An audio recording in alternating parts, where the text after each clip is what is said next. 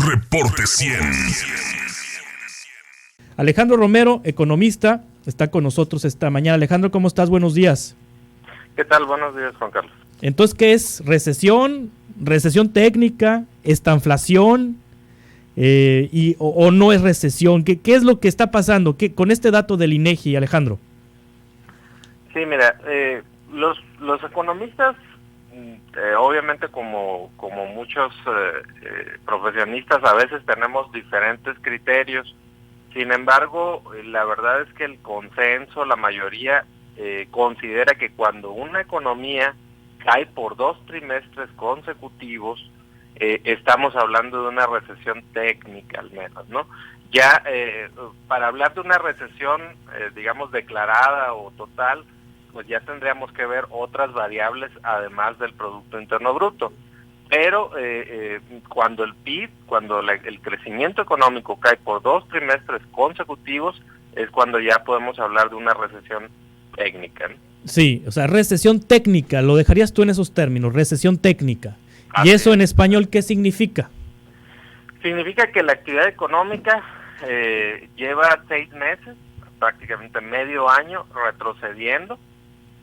Significa que las empresas, por ejemplo en el caso de las industrias, pues su producción en promedio, no quiere decir que en todas las industrias, pero en promedio la mayoría de las industrias está disminuyendo su producción, la mayoría de los comercios y empresas de servicios están disminuyendo sus ventas al consumidor y pues obviamente esto lleva a una caída de la actividad económica que después ya en una recesión, digamos, ya declarada, llevaría también a pérdida de empleo y a caída de otros indicadores como la inversión, en fin, otros indicadores económicos que también nos hablan del comportamiento de una economía, ¿no? Sí, ¿cómo están los números? ¿Qué números presentó el Instituto Nacional de Estadística y Geografía, Alejandro? Mira, en el caso del cuarto trimestre, ya ayer el dato fue que registró una caída del menos 0.1% respecto al tercer trimestre, es decir, el trimestre inmediato anterior. Y en el tercer trimestre de 2021 ya se había registrado una caída de menos 0.4% respecto al segundo trimestre de 2021, ¿no? Entonces, tenemos que en el tercer trimestre una caída del menos 0.4 y en el caso del cuarto trimestre una caída de menos 0.1%. Todo esto respecto a los trimestres anteriores. Ahora, si lo checamos respecto al mismo trimestre de 2020, es decir, respecto al cuarto trimestre del 2020, hubo un crecimiento del PIB, un crecimiento económico de solamente 1%, ¿no? Estamos hablando de un crecimiento muy bajo, que en total en 2021 promedió 5%. Sí. Pero en particular durante el último tramo de 2021 estamos hablando solamente de un crecimiento anualizado ya del 1%. Es decir, aún con recesión técnica, 2 trimestres con retroceso en la economía, 2021 cerró con 5% de crecimiento de la economía en México por el ejercicio de los primeros 2 trimestres. Así es, sí. La primera mitad, digamos que bastó.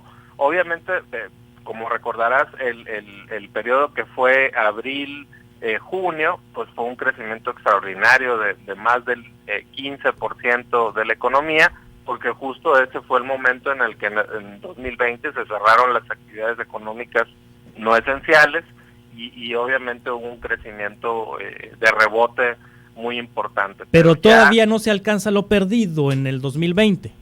No, porque en 2020 la economía cayó 8.2% y solamente en 2021 se alcanzó a crecer o a recuperar un 5%. Entonces estamos hablando, digo, en matemáticas muy elementales, pues que todavía nos faltarían 3 puntos para alcanzar lo que se tenía.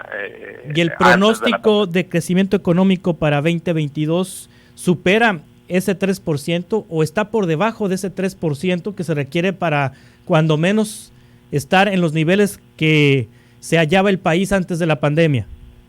No, está debajo de ese déficit de crecimiento. La mayoría, el promedio de los analistas económicos prevé que en 2022 la economía mexicana crezca alrededor de un 2.8%. Estamos hablando de las expectativas del sector privado. Entonces todavía no se alcanzarían esos poco más de 3 puntos que faltan para compensar la caída de 2020. Es decir, hasta el 2023 podremos estar a los niveles de 2019. Así es algo que ya se había visualizado, inclusive desde 2020 ya se había dicho que faltarían 2 o 3 años incluso para recuperar lo perdido en la pandemia. Sí, 2023-2024 será entonces un sexenio con números negativos en materia económica, en materia de crecimiento económico. Pues al paso que vamos, pudiera ser un sexenio con crecimiento negativo o al menos va a ser de crecimiento cero. O sea, quedaría igual que con Enrique Peña Nieto. Así, serían 6 años, pues ahora sí que como en los 80 se dijo una década perdida, en este caso sería un sexenio perdido en materia de crecimiento. Aunque siendo justos, pues a Peña no le tocó la pandemia. No le tocó la pandemia. Sí, siendo justos. Alejandro, en ese contexto, Sonora, ¿cómo se encuentra? Es decir, ¿está mejor que el contexto nacional? ¿Estamos igual o estamos peor que el contexto nacional?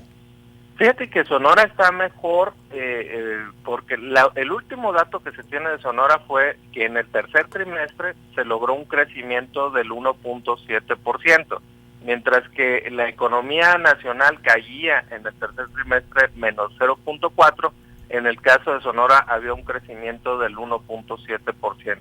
Obviamente no somos una isla, seguramente después en el cuarto trimestre vamos a ver una desaceleración, seguramente al menos en el crecimiento de Sonora, pero hasta el momento el comportamiento de la economía estatal ha sido mejor que el comportamiento nacional, y de hecho en lo que va contabilizado de 2021, la economía estatal creció un 6%, entonces inclusive arriba del 5% a nivel nacional. ¿Y ese 6% que creció Sonora en el 2021 compensa lo que se perdió en el 2020?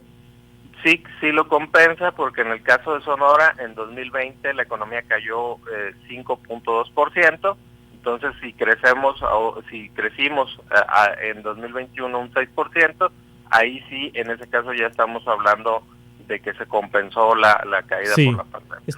Este crédito sería para la administración de Claudia Pavlovich. Sí, porque estamos hablando de prácticamente 3/4 partes del 2021, ¿no? Sí, ya que gobernaba Claudia Pavlovich. Uh-huh. Sí, exactamente. Nuestra futura cónsul, Alejandro. Así en es. Barcelona. Así Muy es. bien. Alejandro Romero, muchas gracias. ¿Cómo te seguimos en redes sociales? Sí, mira, en Twitter me pueden encontrar como @AlexRomeroAyala y en Facebook como Alex Romero. Gracias, Alex, como siempre. Gracias a ti. Reporte 100.